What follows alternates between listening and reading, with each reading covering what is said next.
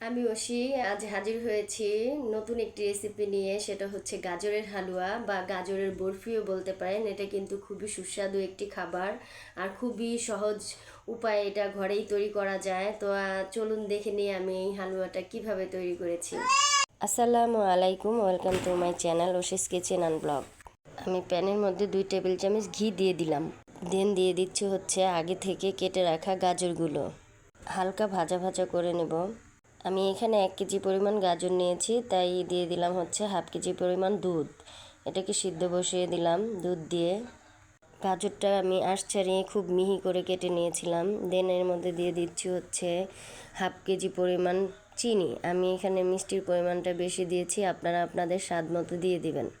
দেন দিয়ে দিলাম হচ্ছে 2 টেবিল চামচ গুঁড়া দুধ আর 1 টেবিল চামচ হচ্ছে সুজি, 2-3টা এলাচ আর 2-3টা দারচিনি। চিনি থেকে যে পানিটা বের হবে সেটা শুকিয়ে নিলেই হয়ে যাবে আমার গাজরের বরফি। আমি এখানে একটা ট্রেতে ঘি মাখিয়ে নিয়েছি। এখন এই ট্রের মধ্যে আমি এটাকে ছড়িয়ে দিব। দেন ঠান্ডা হওয়ার জন্য অপেক্ষা করব। তারপর প্রয়োজন অনুযায়ী পিস পিস করে নেব।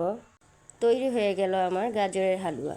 সবাইকে ভিডিওটি দেখার জন্য ধন্যবাদ। আল্লাহ হাফেজ।